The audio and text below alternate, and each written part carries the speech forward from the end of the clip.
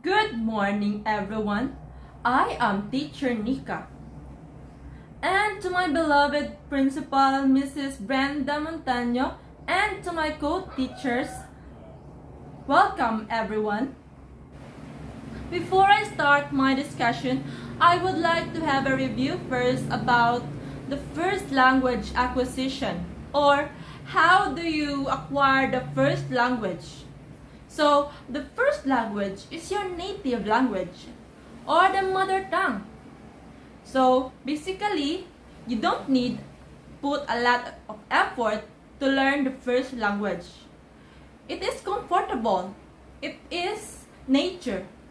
It is given, and in order to communicate with a family, you will use the native language.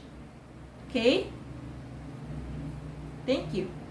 The second language is what we learn aside from the first language.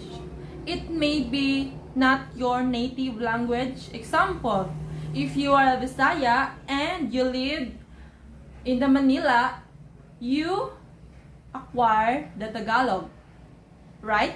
It is your second language. So, how do you acquire the second language? Let us see. Our topic for today is all about the factors that affects the second language acquisition. It is how do you acquire the second language. The first factor is motivation. Why motivation? Because in the word itself, it is the person's desire to do something or to learn something.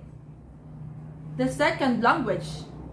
He or she is motivated to learn the second language. So there are two types of motivation. It is the integrative motivation and the instrumental motivation. So what is integrative motivation? It is how you is motivated to learn that second language. The reason why is you are able to communicate with the ethnic groups or in the community. And the instrumental motivation, it is you have goals for it. Like you pass the test. How would you pass the test if you are not motivated to learn that second language, right? So, you need to learn the second language to pass the test or read the magazines. The second language we'll tackle about is the intelligence. So, the intelligence, if you have the intelligence, you are easy to learn the second language. You are persistent. You have the skills in order to do or to acquire the second language. The third factor is the aptitude.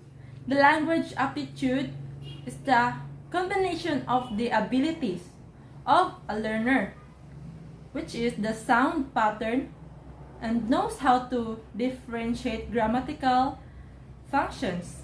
So, if the learner is best in it, so he could or she could definitely learn easy for her or she or him to learn that second language.